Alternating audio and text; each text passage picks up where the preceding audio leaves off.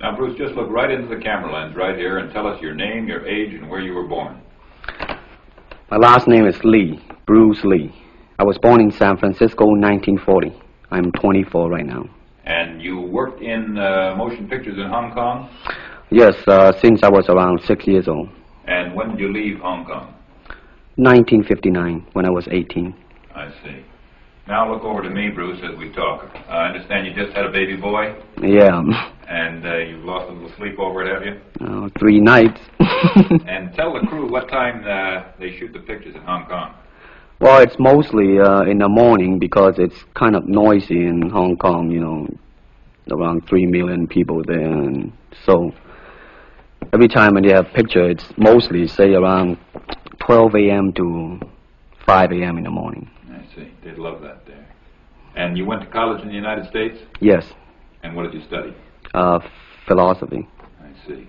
Now, you told me earlier today that karate and jiu-jitsu are not the most powerful of the best forms of Oriental fighting. What is the most powerful of the best form? Well, it's bad to say the best, but in my opinion, I think Kungfu is pretty good. Would you tell us a little bit about Kungfu? Well, Kungfu is originated in China. It is the ancestor of karate and jiu-jitsu.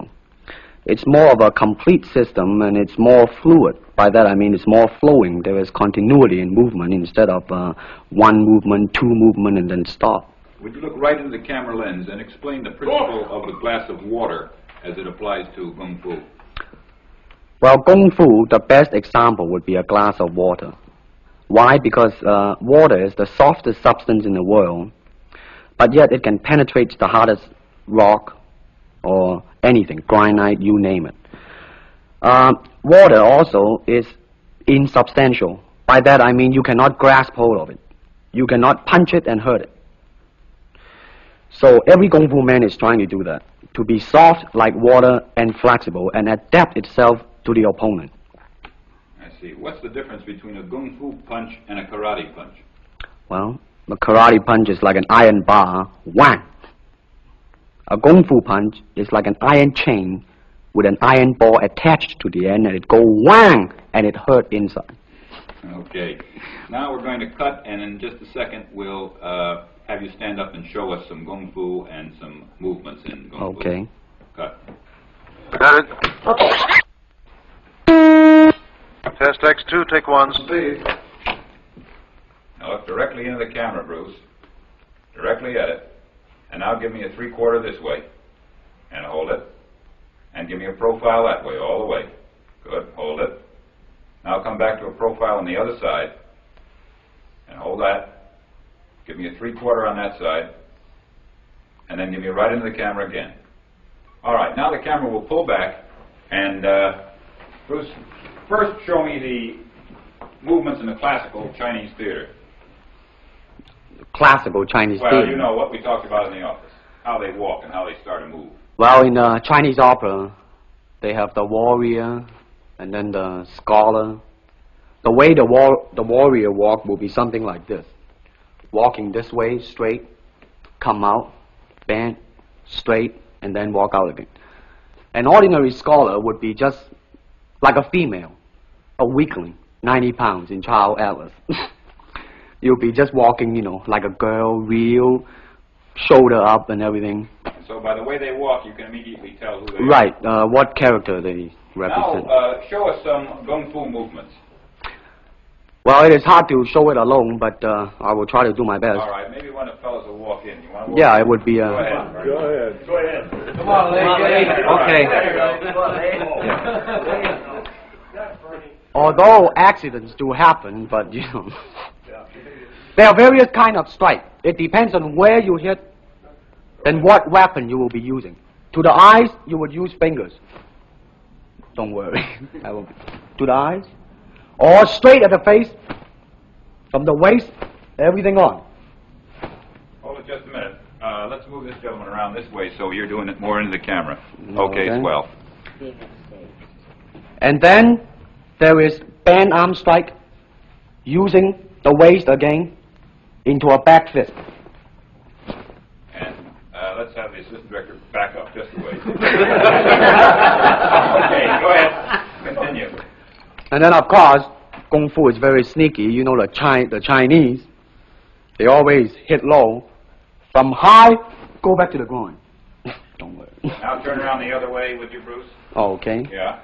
And, Would you want him to? yes. Oh, cross These the are camera just forward. natural reactions. That's Right, it. right. That All is right. natural. Right into the camera. Cheat into the camera a little bit and show this again.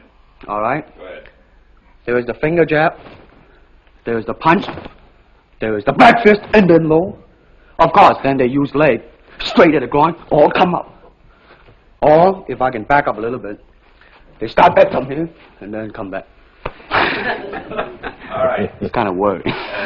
He has nothing to worry about. Now, No. once again, show us how a good Kung Fu man would very coolly handle it and walk away, rather than get involved in a series of actions. Cut it. Sound. Okay.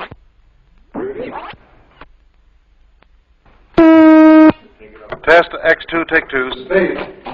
Now, Bruce, so that we can clearly see what you're doing this time, we'll face the fact that there's nobody there. Show me now the difference between jiu-jitsu, which is long and involved, and Kung Fu, which is very quick if you have an opponent. All right, for instance, you will read it in a book, in a magazine and everything, that when somebody grab you, you will first do this, and then this, and then, and then, and then, and then, thousands of steps before you do a single thing.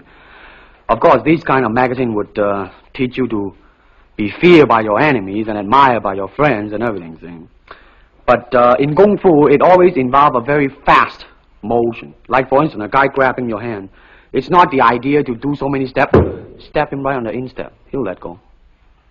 This is what we mean by simplicity. Same thing in striking and in everything. It has to be based on a very minimum motion so that everything would be directly expressed. One motion, and he's gone. Doing it gracefully, not to go, yelling and jumping all over him, but to do it. Excuse me. That's it. Okay. Now, show me once again just a few movements there. Well, Kung Fu can be practiced alone or with a partner. Practicing alone, they involve forms. Some imitate a crane, a monkey, a praying mantis. This is a crane form. Start off.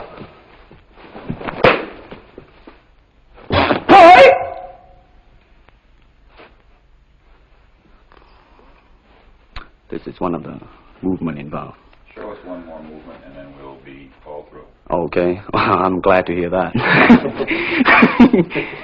They have the tiger that start like a tiger, using claw to claw the face, or the beak of the crane to the eyes move.